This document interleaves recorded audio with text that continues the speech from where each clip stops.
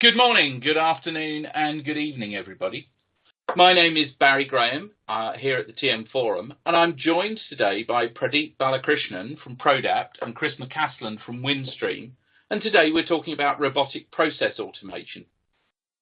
Before we get started, just a couple of bits of housekeeping. You should have a chat window there on your screen. We've left about 10 or 15 minutes at the end for questions and answers. So if you have any questions as we go along, put them in that chat window there, and we'll get to those and answer as many as we can at the end.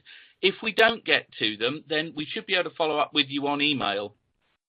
So feel free to ask any questions in there at all. Secondly, there will be a recording of this webinar available. You should get a link sent about 24 hours after the event. And so if you're sitting there thinking, well, my colleague would be interested in this, then wait for that link and feel free to forward it to them, and they'll be able to watch the webinar as well. So before Pradeep and Chris start talking about robotic process automation, I'd like to talk a little bit about why I think this is really quite an exciting space. It's not one we've done much in the way of webinars in the TM Forum before recently, but I think it's something very, very important. We've talked quite a little bit about the transformation going on in the industry. Traditional communication service providers are really extending their businesses in two directions. Firstly, they're having to become better and better at what they do. They're competing in an ever more sophisticated marketplace with customers that expect to be able to change their bundle plan at 3 o'clock in the morning online on their phones. They don't expect to have to talk to an agent.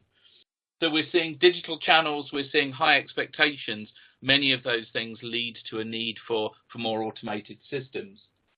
But we're also seeing service providers looking at the opportunities presented by 5G, the opportunities presented by the Internet of Everything, and looking at how they can offer much more complex services. So examples like connected cars or even self-driving cars, as well as massive sensor network and these kind of business opportunities. Many of those will have very complex ecosystems and multiple partners behind them. And what we expect is the 2020 service provider will be a mix of those businesses, their existing business reimagined, and also these new business models. The other key factor to consider when we look forward is just the scale and complexity. If we just look at some of these numbers here, when we move to a 5G world, but really you don't need to wait to 5G to get to this. These things are already happening with the technology we have through network function virtualization. You see these here, something like 27 billion IoT connections, 2.2 billion cellular connections. These are very large numbers and with very, very tight constraints. So 1 million devices per kilometer, a millisecond latency. Very complex, very dense, very large scale. Those two factors together mean that the way service providers who are moving now to be digital service providers, how they will run their operations becomes very different. We're now focusing on our customers and the services. We're not focusing on managing infrastructure. We've got complex liaisons with multiple third parties. Think about a self-driving car on a global basis. Think how many different partners would be involved in delivering such a service. We talk about agile working. Change will be the only constant. And so we have this need for automation, but very sophisticated automation, driven by policies, driven by analytics. We have to have that to reduce the cycle time to where we need it to be, but also to reduce the cost. Many of these new business models are quite marginal business cases, and there's a large number of small business cases, not one massive business case as we had with mobile broadband. When we look at the OSS of the future, and a lot of the work the forum is doing is around these IT systems of the future, you'll see they're designed for self-service, they're designed for automation from the ground up. We have policy-driven automation, we have inbuilt analytics. But of course, the truth is there's many billions of dollars invested in the OSS and the support systems of today. And those very much assumed that there was an agent. That the design assumption is that if I want to change something on my price plan, I'm going to be going into a retail store or I'm going to be calling a helpline to do that, not that I'll be doing that direct on the web.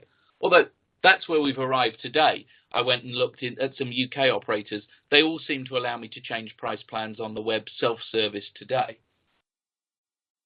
So what we are going to see is that the OSS for many years is going to be some kind of hybrid. And we need to bring that automation that we described as so essential into those legacy systems that somewhat assume an agent. And we need to work hand in hand between systems automated by design and those where we've had to layer that automation on and have those work in a symbiotic way.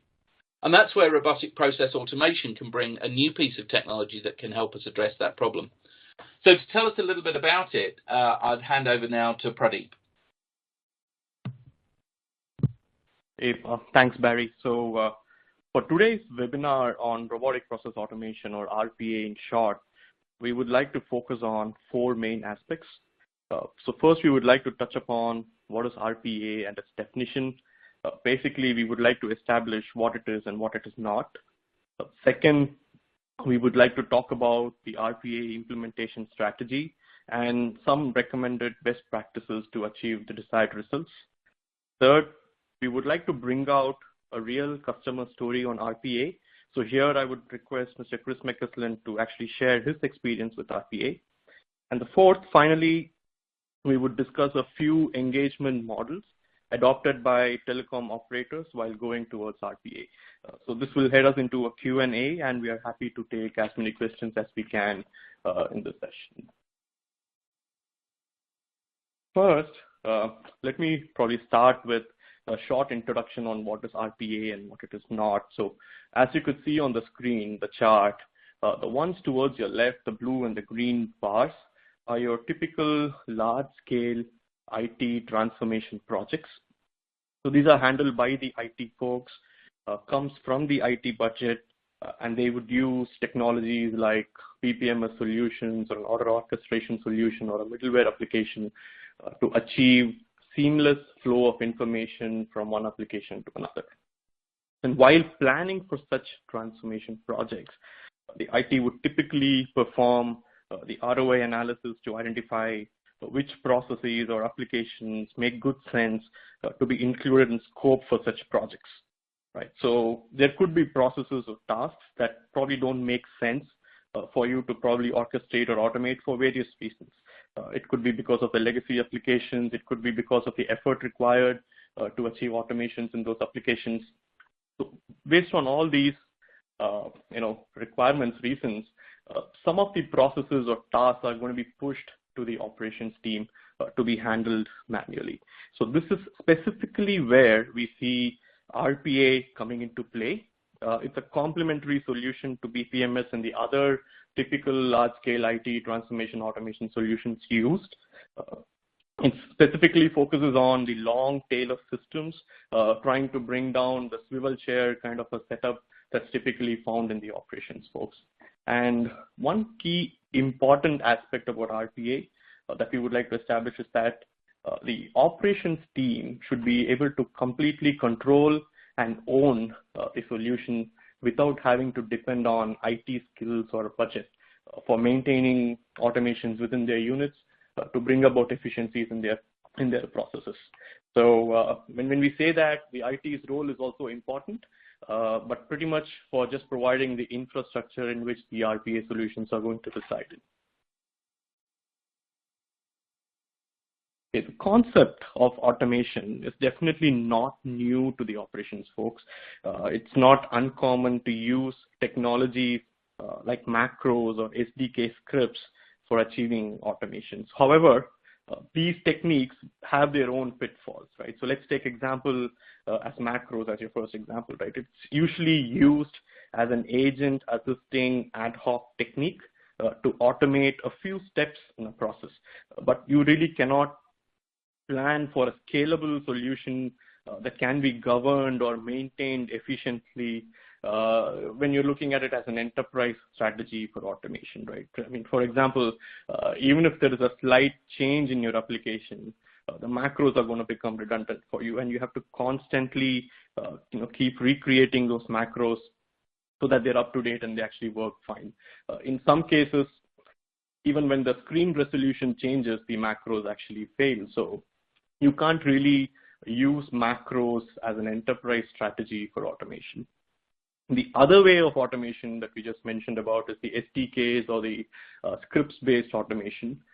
However, in this scenario, the operations team would depend on skills that are not native to their units.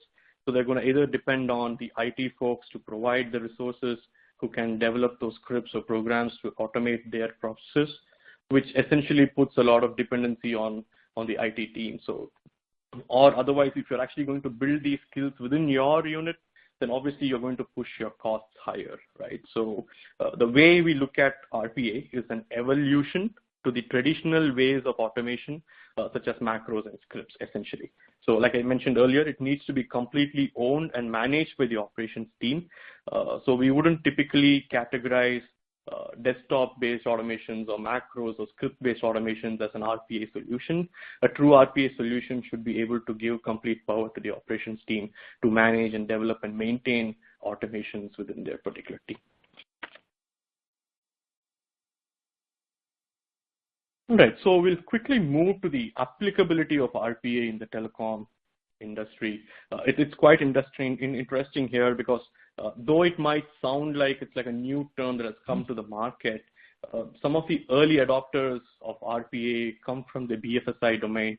Basically, the banks and the financial institutions, they have actually started adopting RPA 5 to 10 years back. So the term is quite new to the telecom industry, but not really to the industry in general. So some of the primary reasons why the banks and the other financial institutions have adopted RPA is basically the level of accuracy and the auditability the RPA solutions bring with them to an industry that handles highly critical and sensitive data, right? So the adoption in comparison, when we compare the telecom industry with the other industries, the adoption rate has been a little bit slow, but we are catching up. So if you could probably keep an eye on this market and see 2 to 3 years from now, definitely there's going to be a lot more companies moving towards RPA.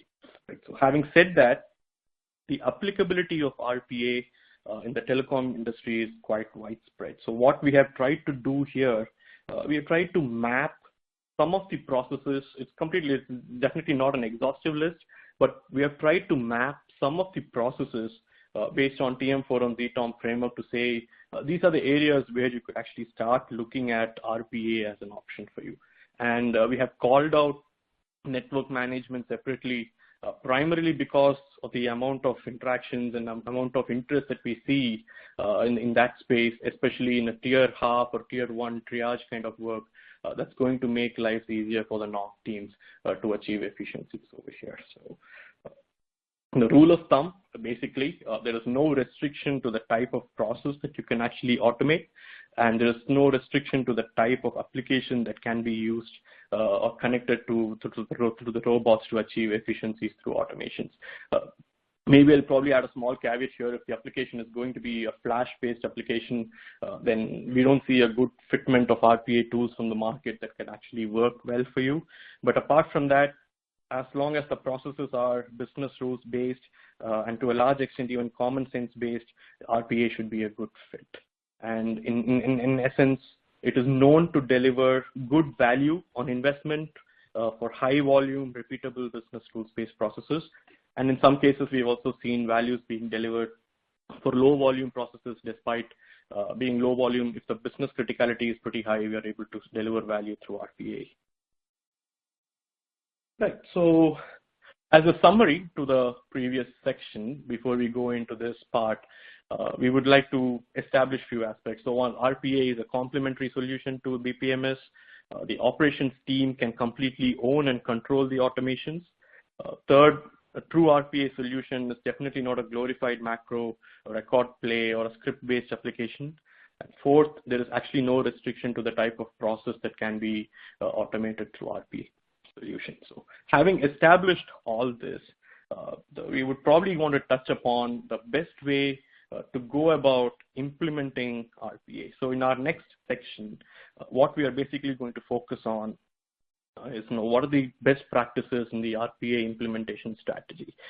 So RPA projects reap good rewards when you have an enterprise strategy and a holistic view, right? So There are a few recommendations from us to achieve the desired results with your RPA investments, starting from putting together a methodology that ensures only the right processes are picked and the prioritization is done the right way, so that you can, bring about concepts like reusability, utility bots, etc., that helps you in achieving automations faster and a lot cheaper.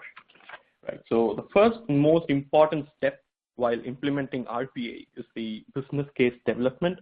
So that's what you see on the screen currently. So this sort of includes the proactive and the reactive demand management ideas of use cases. So it's absolutely essential to do a thorough process review or a technical assessment to generate business case ROI as your first step. Without this, there's a significant risk or a huge risk of actually picking the wrong processes for RPA that can potentially hinder your chances of reaping good rewards from the investments.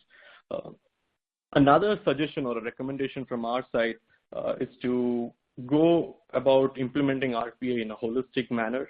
When we say that, we are basically asking you to look at a bunch of processes to start with, and don't look at one or two processes in a siloed manner when you're actually starting with an RPA journey. Some of the reasons behind that is, when you have a holistic view, you should be able to identify opportunities in your reusability concepts across processes that actually brings down the cost and the development time. So we have a dedicated slide to show how reusability has helped us in bringing down the automation time and cost. But prior to that, let me probably quickly focus on some of the key factors that we would take into account while actually moving to RPA. So as you could see on the screen, it's important to look at the process in a very deep dive manner. We would have a recommendation to go about doing a keystroke level analysis of the processes. And some of the things you need to keep in mind while doing that are the process standardization. So identify how much of the process is standardized. Constantly keep looking for opportunities to standardize the processes more and more. I understand how complex that particular process is. What is the throughput or volume for that? How many target systems are we going to be touching? Within those target systems, how many distinct screens are there? What type of input and output formats are we going to deal with? Are there any known business exceptions that need to be accounted for in your workflow?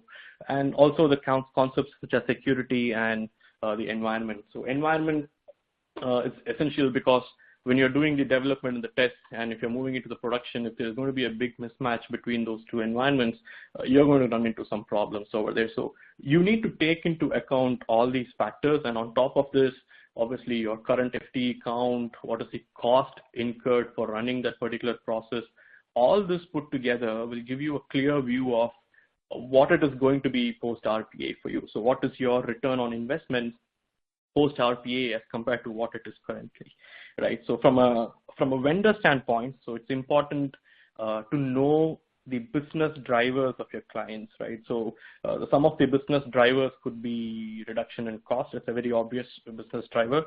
But we also come across areas where, we are talking about, I would like to process, 2x or 3x times the transactions that we're actually currently processing. So that's going to be our key business driver. And there are some of the areas where, we are talking about bringing down the SLA time. Say, for example, in a order to quote kind of a scenario, if it's taking about 15 days or 20 days for you to push out a quote, we have come across scenarios where the customer comes to us and tells us, we would like to bring it down to about, say, a week or 10 days, and bring down significantly the SLA time for achieving a process. So these are some of the business drivers, and it's important from a vendor standpoint to understand from the client what their business drivers are. And if you're a client, if you're an operator, it's also important to understand what your strategic goals are and how RPA can actually be a good fitment for you in achieving those strategic goals. All this will actually play an important factor when you actually go about your implementation strategy. So apart from the expected outcome of giving you what is an ROI coming out of each of these processes, the outcome of this exercise is also going to tell you which processes are going to make good sense for you when you start moving into RPA, and how would you prioritize? So what is your first top 5 processes? What are your next 5 processes, and so forth? So this step is probably the most important step that you need to go through before you actually move into an RPA kind of an engagement. Right. So I've been talking about reusability and a holistic approach. So what we have really shown here is a real example of how reusability has helped in achieving automations faster and cheaper. Just a overview of the slide over here. The example shown here is a case where we have actually performed the business case analysis for over 19 processes. The rows represent the individual screens. In this case, the central application used was Amdocs Clarify. So those are the individual screens in Amdocs Clarify that was actually used for automations. The columns actually represent the individual processes. So the columns that are actually highlighted in beige are the first set of processes that were actually developed, either in a pilot mode or the first few processes. And you could see that there were a bunch of screens from Amdocs Clarify that got actually automated based on whatever the development we did for those first set of few processes, right? So, and you could see on the right side, the columns, the cells that are marked with green are the reusable components. So essentially what we are saying is when we were actually developing those subsequent processes, we didn't really have to go through the development of the same set of screens that we developed for Amdocs Clarify when we did the first set of processes. So based on our experience, what we typically see is with this particular approach, when we look at it from a holistic standpoint, when you have this mind on achieving reusability through through having a complete view of all the processes that you're going through, you're able to achieve about 30% reduction in the development time or cost. In this specific example that we have shown, we have achieved like about 33% reductions. Right. So the business as usual part. So while considering RPA, it is also important to set the expectations right that it may not possibly result in 100% automation, right? So there could be tasks or activities that would need human judgment or intuition to actually complete those steps, or there could be known business exceptions that might need, say, probably an approval or something to actually proceed to the next step, right? So it's important to understand that it may not be possible for you to achieve 100% automation. So in the business as usual mode, or the steady state mode as we call it, we can identify 3 main functions that ensure that there is actually a seamless flow of information between the bots and the humans. So the first part is basically the bot controller part, where the human FTE would manage a set of bots. The bots would run 24/7, mostly unattended, but there could be scenarios where there could be follow, so there could be manual schedules required. So you would have a human monitoring a bunch of bots that is actually running in production for you. And as you know, the bots are not going to be tightly coupled to a set of processes. So the same bots can be used across different processes. So it's important the bot controller ensures that the bots are actually kicking off the right processes at the right time. So that's the main function post RPA that's going to be there. The second function is the manual FTE part, where the business exceptions or the fallouts will be handled. And the manual FTEs need to understand where to look for which queue the bots are going to flag off those tasks or activities and push it back to the bot queue so that the bots can actually pick up the information from there and proceed. So as you see, there's like a seamless flow of information between the bots and the humans to make sure that the automations actually work end-to-end perfectly well. The third function is a recommendation from our side. Is basically to add a process consulting part to it. It is essential because when we add this particular function, you can ensure that there is actually a focus on continuous improvement when you go into an RPA engagement. So RPA should not be looked at as a one-time activity. We have been, based on our experience, we are able to actually show improvements to the automation potential by about 20% with the help of the consulting function. So what you see there on a screen is a pictorial view of the BAU operation as we show. So you could see the bot controllers on the left, the human FTs on the right, and the process consultants on the left, all working together to seamlessly manage information between themselves. So as a summary of this particular section, the implementation strategy, we would like to reiterate the fact that having a good strategy is going to play a major role in the RPA program. It is important to focus on building the business case or ROI for the processes to pick the right ones for your RPA. This should invariably be your first step when you're actually moving into RPA. And also have an holistic view because we spoke about reusability and achieving automations faster than cheaper. So it's essential that you have a holistic view when you go about implementation. And also keep in mind that it's not going to be 100% automated. So there needs to be efforts put in between the manual and the bot FTs to make sure the information actually flows through seamlessly between the two layers, and also add a consulting part to it so that you focus on the continuous improvement aspect. So with that, I would request Chris McCaslin to talk about his experience with RPA so far so that we could share what is the real outcome of what we have done so far in the RPA space. Chris, over to you. Good, Jim. Thanks, Pradeep. So as Pradeep mentioned, I'm Chris McCaslin. I lead the enterprise service delivery teams for Windstream Communications, which is basically the back office functions to deliver on enterprise products. And just to touch on Windstream real quick, we're a US-based telecommunications company. We offer a wide variety of products and services to consumer business enterprise customers over a fairly large fiber network as well as lease facilities. So as with most telecommunication companies, we've gone through many acquisitions over the years, both on the incumbent ILEC side as well as CLEC. And one of our biggest challenges has been around the multiple back office systems and the integration. So one of the big things we have to focus on when we're doing integrations, of course, long-term strategy, which consume a lot of IT resources.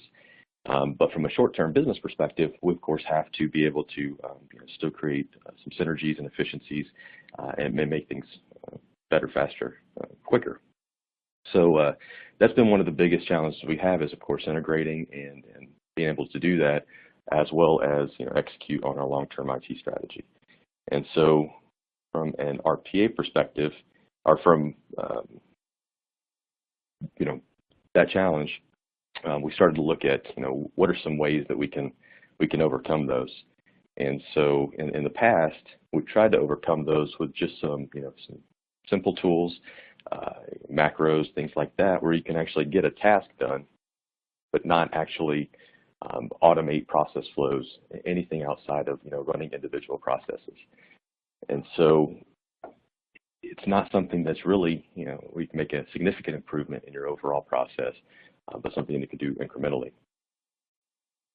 So not too long ago, we were sitting down talking with Prodapt about some outsourcing work that we were doing, and they had started to talk about RPA and some of the benefits of RPA. And so we quickly kind of identified that this could actually be a game changer for us. So there's limited IT needs outside of standing up servers in order to put the applications on there. We could actually give some automation control back to the business. Like I said, your IT has a long-term strategy. They're trying to execute on that to make those incremental gains. How can we take some control and actually make some business changes? And so we quickly identified that this could be actually a game changer. We could actually make some significant improvements. And so we decided to do a proof of technology, a quick demo about just the functionality of the RPA tool and what it could do. And then we decided to go into a pilot based off of that quick demo, and decided to do it with the directory listing. So we wanted to do something that we thought was fairly standardized, but touch multiple different systems and actually would have some direct contribution. So we had outsourced a significant part of that, but so we could actually put in RPA and see some costs come down, and then stress test it a little bit. And so we did that, and actually it was very successful. And I'm going to go in now to the next slide and talk about a few of the things. So like I said, we went into it, tried to do a very simple process that we thought would actually be very successful, but did challenge the tool. And we definitely came away with some good positive stuff, and we definitely faced some challenges along the way. So when we started to to get into RPA, a few of the positive things that we saw was the flexibility of the tool. So it actually allowed us to work in multiple different applications, Citrix-based applications as well as web-based applications. We use a Metasolv backend, our operating system, and so it's Citrix-based the way we deliver it. And so it was able to actually work in that environment as well as the other environments that we needed to work in, and actually go in and pick up process flows in one system, take the information, move it to the other, and just work the process over and over. So we're able to automate a multi-step, multi-system process and close out those orders. Input process standardization was another area that we saw some significant benefits. The bots don't make human errors, so whatever's in the system, it picks up and moves it to that next system. So as long as the data is correct at the start, it's going to replicate that, so you don't have missed keys for anything you don't have flow-through provisioning on. It also does exactly what you want to. So if you want a very specific note or for a very specific process documented within your note system, it is actually going to do exactly what you want. So it kind of takes that human element out of it, or the human error element out of it. And also the support from the Prodapt team was actually very beneficial throughout the process. So we ran into some challenges, which we'll talk about in just a second, but being able to work with them to overcome those and having that expertise partner to lean on to kind of help overcome some of those challenges was definitely a big benefit when we were trying to work through our RPA implementation. So I said, we definitely ran into some challenges along the way. Data integrity actually was probably one of the biggest challenges that we had. You would think about from a directory listing perspective, it'd be fairly standardized and everything would look the same. We saw several different cases where the way the product or the directory listing product was put into the system was different based off of the product it was attached to. And so there were several different variables that we had to kind of overcome from that perspective. So if the system's clean and the data's clean, it makes it very easy, but those were some of the challenges. Data visibility was another one. So we had several different areas where the information was in the OSS, but it wasn't laid out in a logical way where the robot could actually read it very easily. And so having to try to overcome some of those objectives were kind of unique. In some cases, we actually built a little web tool that would pull the information out of the database, and the robot would actually pick it up from there and implement it. Although it could have went directly to the database, it would, we kind of tried to simplify the process as much as possible. But data visibility was definitely a little bit of a challenge. And also, like I mentioned, more challenges than we thought were really kind of tied up with this. We thought this was going to be a very simple process to actually implement, and we had to go through several different iterations and build stuff with the process and the data that we had to kind of come up with those creative solutions. So one of the big things from an RPA perspective to keep in mind is one, try to think outside the box a little bit, try to figure out or not look at the way things have been done in the past, but how things can be done, and potentially move into that type of structure from a process perspective. That said, the bots have been very flexible in order to implement the process changes that we wanted to. And so just to touch on a couple of the numbers, so right now, based off of the area that we picked with directory listing, we were able to automate 95% of that. That other 5% are stuff, different listings and things that we want to actually fall out to have somebody look at. So 95% of that. 70% higher delivery, 50% reduction in handle time. So we went from around a 25-minute process to about an 11-minute process. And then we can actually add a couple more bots and make the process even more efficient. So we've gotten some very good success just off of this initial deployment. So we're moving this into production, and we already have about 11 other opportunities that we're looking at to implement some additional robotic operation. So with that, I'm going to turn it back over to Prodapt, and he's going to wrap it up. Yeah, thanks, Chris. Yeah, so in this part of the webinar, we would actually want to talk about a few popular models that are adopted by the operators while actually moving to RPA. There are two main models that we could actually talk about. The first one is the bot development factory model. The second one is the managed services model, or the RaaS model that we call it, the robot as a service model. In the first model, the bot development factory model, the operators have actually adopted either a centralized COE or a decentralized COE to achieve automation goals within their organization. So there is actually a slight difference between the way the centralized and the decentralized COEs work. The decentralized COEs is essentially gives the ownership of automations, managing and developing the automations to the business units, whereas the COE actually acts only as an enablement team that actually ensures the business units actually get the skills required to develop automations independently within their organization. So the COE is going to focus mostly on the training aspects, the mentoring aspects. Probably they would pick up the top 5 or top 10 areas that they would probably want to develop that can be showcased as an example to how to go about automations. The remaining 10, 20, 30 use cases or bots that would be developed by the business units would be done independently by them without having to rely on the COE to help them in going about automations.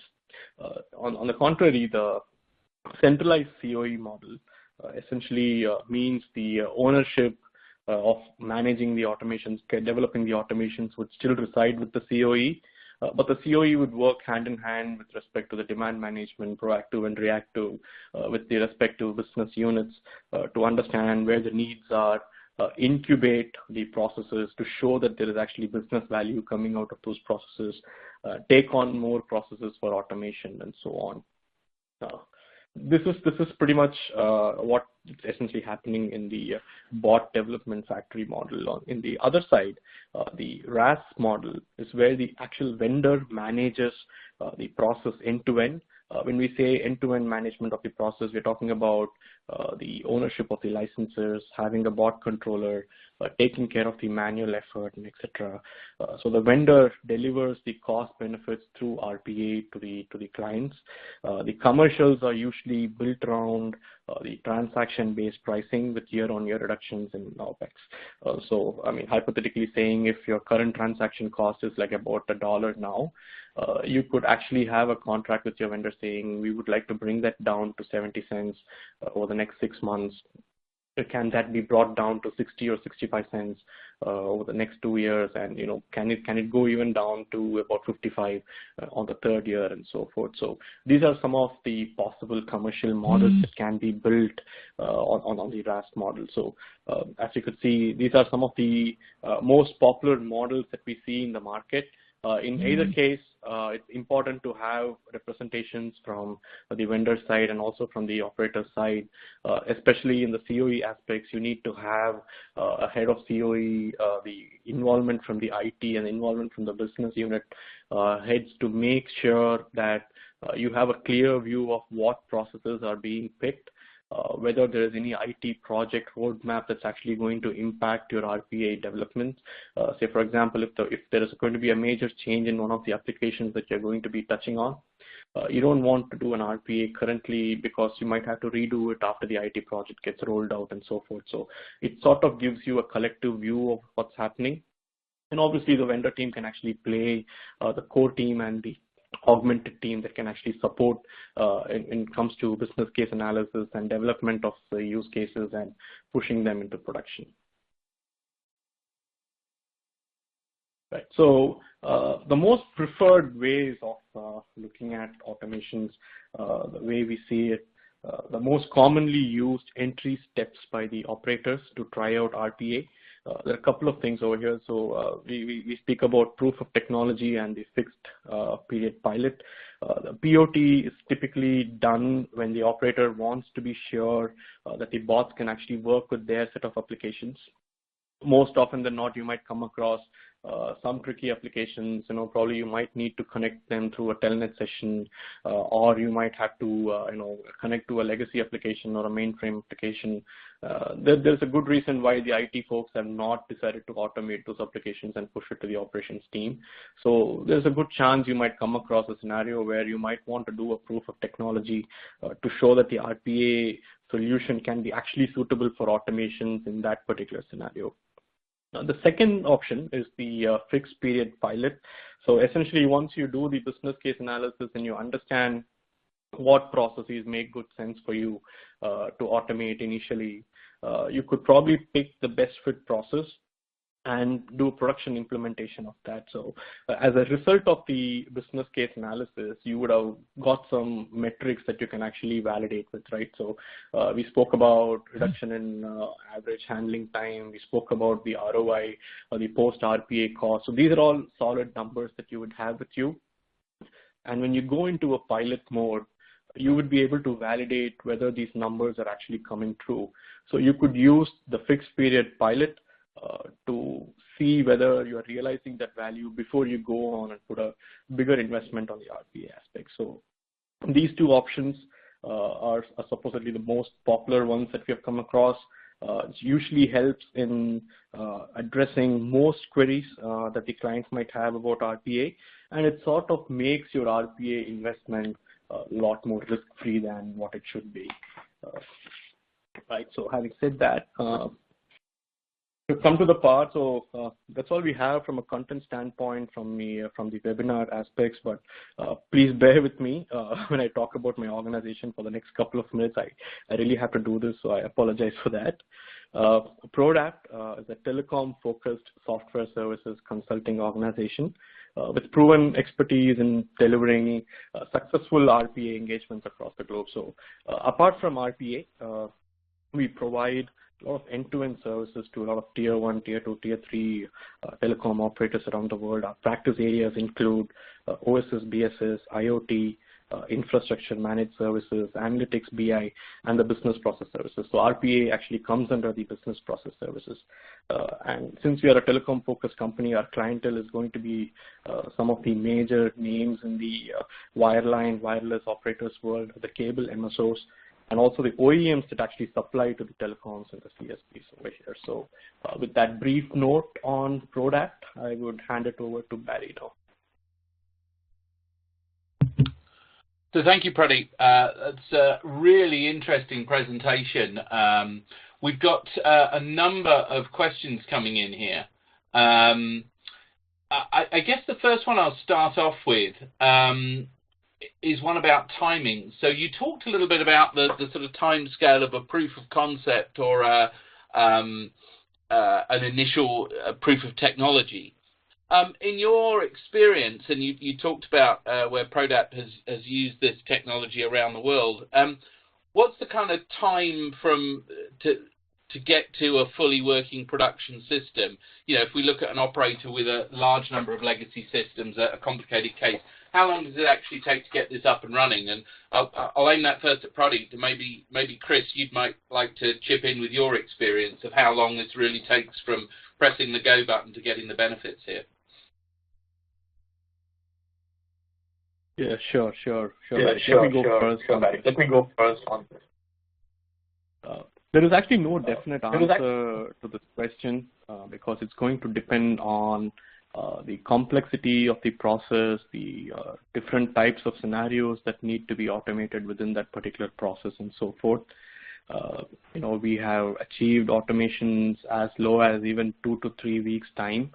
We've been able to push processes out within 2 to 3 weeks time, and there are a few processes that have taken about 8 to 9 weeks as well for us to automate. So like we said, it's important, when we talk about this, one of the recommendations for us is to probably have a joint scoping team when you're actually doing that initial exercise, so that you would know exactly what are the different scenarios that you're actually dealing with what are the potential challenges that you would probably face when you go about the implementations.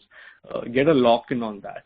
That would be my suggestion over here. So you're looking at anywhere between 2 to 3 weeks or 8 to 9 weeks of development. But without this particular step of locking the scope, you could actually go into a spiral and probably end up doing a lot more effort, because you'll come across additional scenarios which you did not account for when you did the scope and so forth. So like I said, there's no definitive answer, but I could give a range of, say, probably between 2 to 8 weeks as a fair guess. Okay. Chris, does that match with your expectations and your experience? It does. So for the one that we've worked on so far, we've taken between 6 and 8 weeks to get it up and running, where it's actually starting to get the results that we were expecting. I think the neat thing about it is, as you start to build the processes, you're able to reuse some of that. So your first, I think this first one is taking 6 to 8 weeks, but I think there's other areas where we can capitalize on some of the processes we built in RPA and put them into the new process, so we won't have to rebuild that. So we should see, hoping to see a faster turnaround as we move it to different areas, if we already have that process built for that system. Okay. So building on that, I mean, I guess to those of us who live in the telco world, anything being done in something that's counted in weeks and single digits weeks seems pretty rapid, and certainly what we're aiming for. Perhaps give us an example. A few people asking for examples of what kinds of processes you would automate here. I guess what processes would you go for first? Give us some real examples of the kinds of processes that we're aiming for here. I can start off. Pretty. Yeah, sure, Chris. Yeah, go ahead, please. Yeah. All right. Just from a WinStream perspective, what we looked at, like I mentioned, we started off with directory listing. That was something very repetitive and something that we had a defined process for. And so I think that those are the kind of key areas. So just on the telecommunications side, different type of assignments, different type of records cleanups, things where it's taking information from one system and moving it to the other. That's kind of what we're targeting. Some of our order entry, we don't have a good flow through from one of our sales applications to our back office system. So trying to take a look at that to see if we can either build a large part of the information moving it over to keep down on data integrity issues and things like that, human error, miskeying, and moving it from one system to another. That's kind of the areas that we've been looking at to target. So Pradeep, I think you had some other areas as well. Yeah. So probably the rule of thumb for you to have a starting point is your most likely candidates for choosing for RPA are going to be your high volume transactions, mostly done based on business rules, and you have a big FT count, say about 100, 150 people who are actually working on that particular process, and you're processing a few thousands of transactions in a month. There's a very good chance that you would find a good ROI on such processes. So when you're actually doing the analysis, if you're actually new to RPA, I would probably suggest you start looking at those processes to start with, so that the amount of savings you could probably get in your OpEx by going towards RPA for those processes can actually fund your further project requirements as well in the RPA space. Okay. The other things, I guess we've got a number of questions here around is, I guess, the change management, the maintenance of this. So particularly, I think when you look at the robots as a service model, I guess this becomes particularly complex as the IT systems change, and we all know that we're in a world where change is the only constant in terms of our networks and the technology that supports them.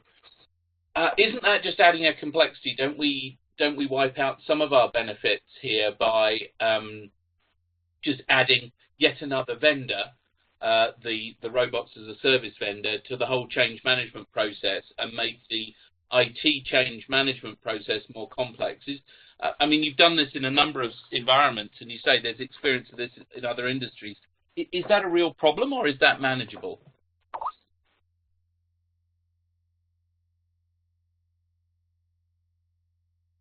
Pradeep, I'll ask you. Sorry, Barry, can Can you please repeat that question? Sorry, I lost. Yeah, sorry. Yes, the question was around change management. So if we have a situation where our IT systems change, and we know we're in an environment where change is the only constant, if we have an environment where the IT systems that we've automated changes, then of course we potentially have to change the bots as well. So we're sort of adding another layer of complexity, particularly with the robots as a service. We're adding yet another party that has to be part of the change management process. Has that been a challenge in some of the implementations you've had experience of, or is that a manageable problem, that constant changing? Yeah, so this is essentially a known problem, Larry. So that's why we insist on having the IT folks' involvement. When we spoke about the COE, we insisted that we need to have the involvement of IT in signing off the business cases for your RPA development. So if you know that your IT systems are actually going through a major change in the next 3 to 6 months, it's better to avoid touching those applications for RPA as of today, and you could probably prioritize them once those changes actually come into play. That's the first part. The second one, the beauty of RPA is essentially when your IT systems actually go through some few minor changes, you don't really have to necessarily go through a big process change when it comes to your bots, especially if your systems are going to be web-based applications. Because a true RPA solution is not going to read the pixels or the position of the field on your particular screen. Say, for example, if your customer field moves from the customer name field moves from, say, a top right corner to a left corner in a web-based application, the RPA solution should be still able to read that field without having to worry about where that field is going to be. So you don't have to necessarily go through big changes when you use the right RPA tool for such requirements. But yeah, if the application is going to go through a major change, then yes, you need to be mindful of that and make sure your priority is right when you're actually picking those processes that are going to be touching upon those applications with higher impact in IT. Okay. So again, I'm looking through the questions here, and another one that's really interesting. We talk a lot about the role of analytics in automation. So rather than simple rules, having analytics that analyze multiple sources of data and then apply more sophisticated policies. Have you used that? I guess the answer is it's possible, but does it happen in the real world? I don't know. For example, I know that a lot of agent-based solutions will have analytics based on my customer behavior, which gives me some kind of customer value score, and they change their behavior in line with that score. Can you get that level of sophistication into the robotic? So the robotic is given analytics, business intelligence, and policies drive what the bot does, or are we only looking at simple rules-based automation at this stage? Okay. So when it comes to analytics, right? So there are many tools in the market that offer out-of-the-box features when it comes to analytics. But going to a level of understanding customer behavior, customer profiling, segmentation, we would typically put this as out of scope for the RPA engagement. You could use your existing analytics platforms or tools for actually adding that level of capabilities over here. But that's when you're actually talking about a deep learning or a machine learning kind of a setup. But apart from that, the simple business intelligence insights kind of reports, the analytics part of it actually can be generated by the tools themselves. So even there is actually a catch. But if you look at those individual products that are available in the market, they probably talk about how many bots were used, how many transactions were processed, what is the utilization of your bot, and how many of them were successful, how many of them failure. Most of them actually focus on their specific solutions. We are yet to see a product that can actually cut across different platforms, especially in a large telco setup. We don't expect them to have a single product strategy, right? So you would have multiple RPA products. There's no single solution that can actually provide a unified view of what's really happening across the different bot solutions. So that's one of those areas where we see, there are a few requirements coming up in terms of understanding how do we actually provide a view that can actually cut across different products, and also how deeper can you go, right? So the existing solutions can actually provide information at a transaction level, saying so many transactions were processed. But if you want to go deeper down and say within that particular transaction, there were like about 10 steps, and say each step takes about so many seconds or minutes to execute, and you can actually monitor whether it's actually taking the same amount of time each time you're actually running the transaction. If there is any change, for example, if step 4 takes about 10 seconds to execute, but today when you're actually running the bot, it's taking about 25 or 30 minutes, you can't go to that level of analysis and understand as of today. So you need to build additional solutions and products or wrappers around the existing solutions to achieve this level of analysis. Okay, but I guess if I've already got analytics systems that are prompting agents to, if the analytics is being done externally, as you talk about, there are many solutions that do that.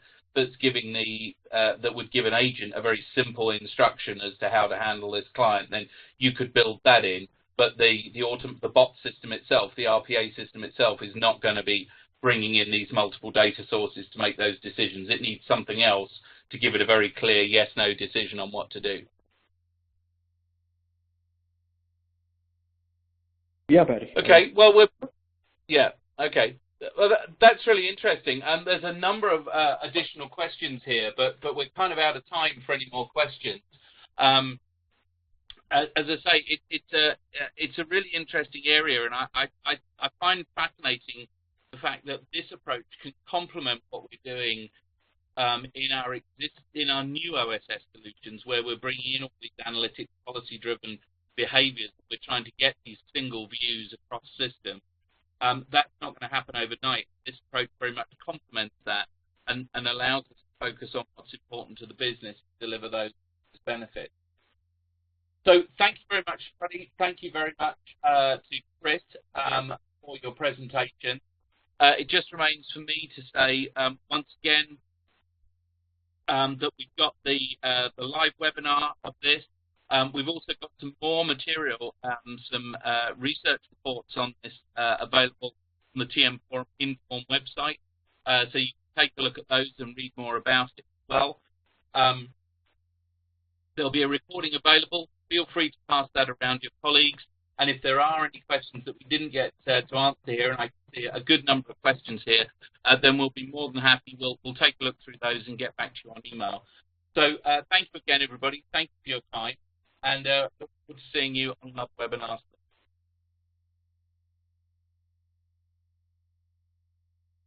All right. Thanks, Barry. Thanks, Chris.